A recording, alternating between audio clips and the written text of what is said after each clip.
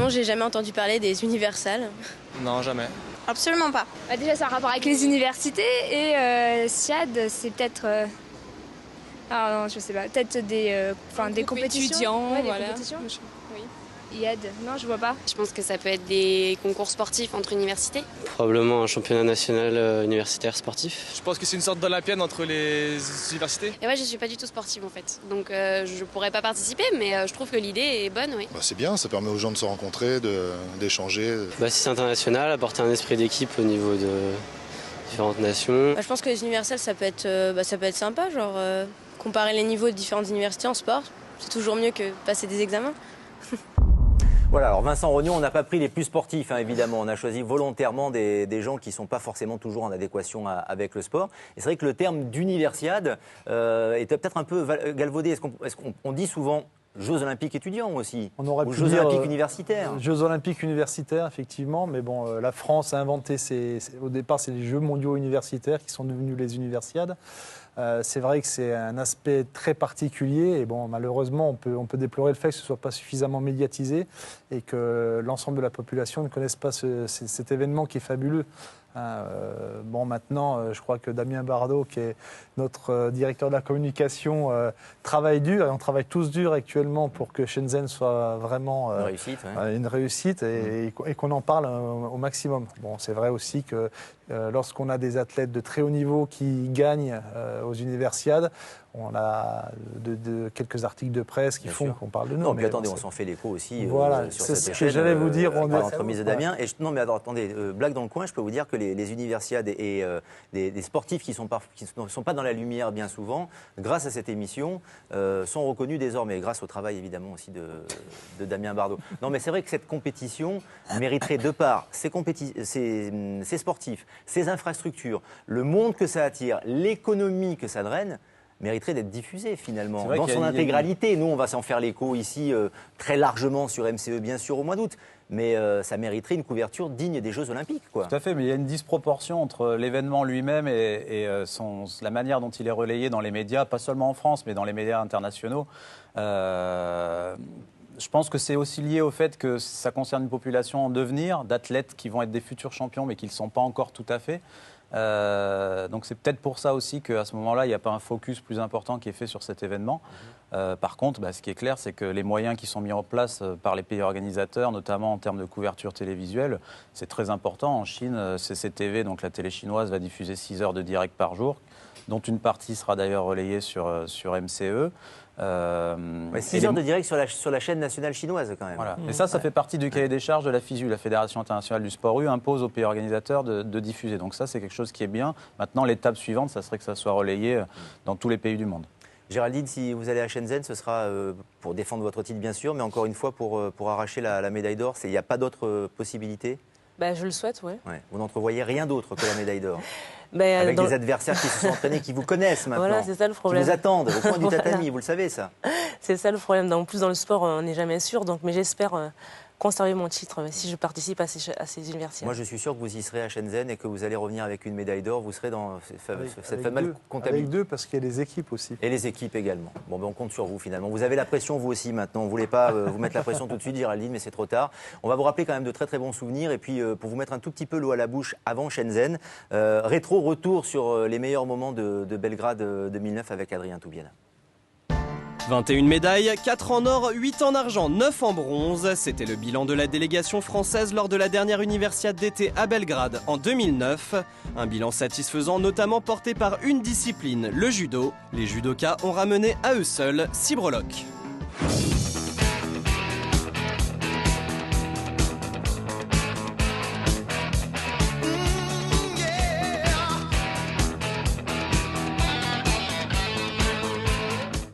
Mais la belle histoire de cette universiade côté tricolore, c'est incontestablement le triomphe de Gladys Epang au taekwondo. Porte-drapeau de la délégation française, Gladys participait à sa 3e universiade.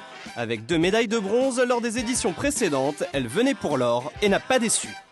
Après avoir remporté les 2 médailles de bronze, une à Daegu, une à Izmir en universiade et puis le bronze à Pékin, maintenant l'or ici, j'espère qu'il y aura l'or à Shenzhen aussi. À l'image de Gladys Sepang, double championne du monde depuis son succès à Belgrade en 2009, les Universiades sont un véritable tremplin.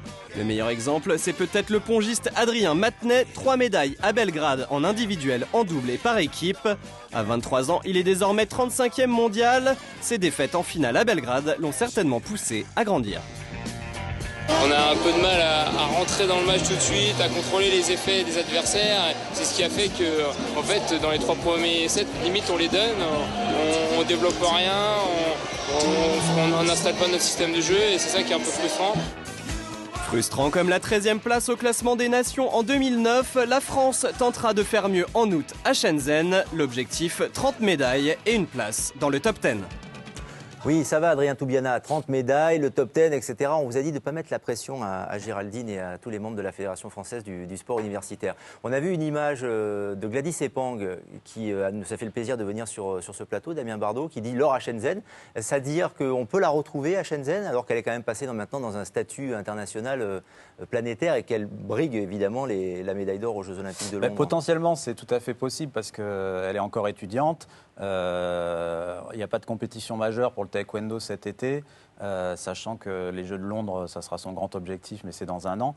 Par contre, je pense qu'elle vient de gagner le titre de championne du monde fédérale. Il n'y a pas de compétition. Peut-être qu'à un moment, sa fédération va juger que il faut qu'elle se repose un petit peu, qu'elle se fixe l'objectif des Jeux et peut-être laisser la place à des athlètes un peu plus émergents, on va dire. Mais vous disiez, Vincent Rognon, tout à l'heure qu'elle a envie de venir. Elle. Ah, évidemment, évidemment. Ça reste pour elle des souvenirs fabuleux, elle en parle très très souvent.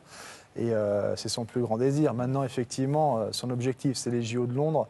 Et elle va avoir un programme très, très spécifique jusqu'en août 2012. On saura quand, Christophe Millard, qui sont les athlètes qui seront sélectionnés pour les Universiades? Est-ce que toutes les fédérations doivent rendre une copie à une date butoir? Comment ça se passe? Dans l'idéal, ça serait comme ça, effectivement. On a fixé des deadlines importantes à chacune des fédérations, parce qu'on en a nous-mêmes de la part des organisateurs. On peut considérer que 90% des sportifs seront connus entre le 15 juin et le 30 juin. Voilà.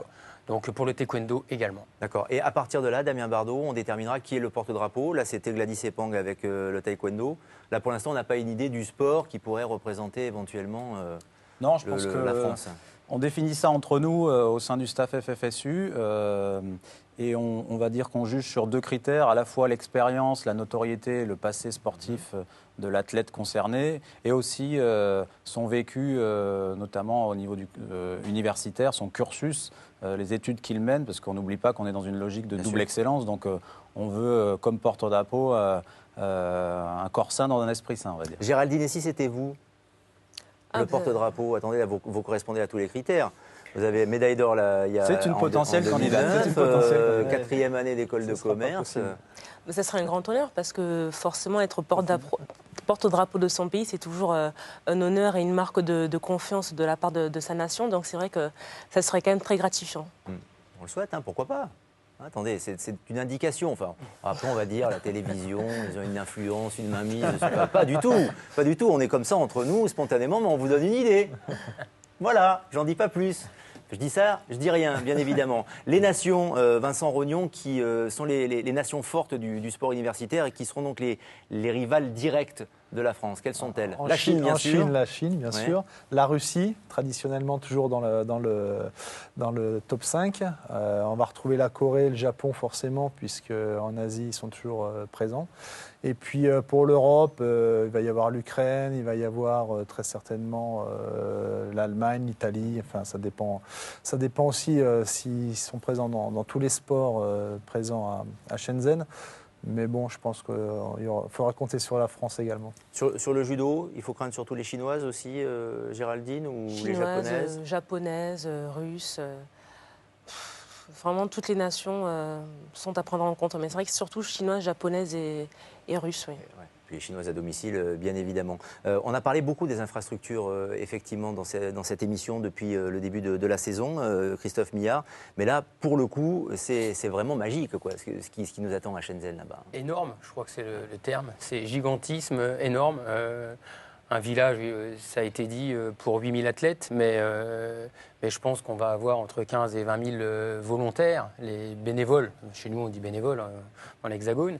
Mais des 21 stades neufs, vous avez fait une émission déjà là-dessus. C'est quelque chose de considérable. D'ailleurs, c'est aussi pour nous, staff, une difficulté dans la gestion des athlètes et de l'encadrement. Pourquoi ? Parce qu'il ne faut pas se laisser embarquer dans ce gigantisme et garder le cap de l'objectif, de l'ambition qu'on s'est fixée collectivement.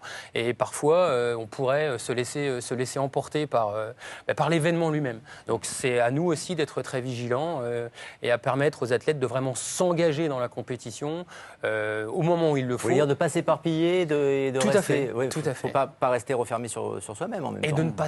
Bien entendu. Ouais. Ah, mais ça, c'est l'objectif équipe de France est là. Mais on pourrait aussi imaginer des petits déraillements liés au gigantisme de la compétition. Donc à nous d'être vigilants avec les entraîneurs, bien entendu. La ville de Shenzhen est agréable, Damien Bardot?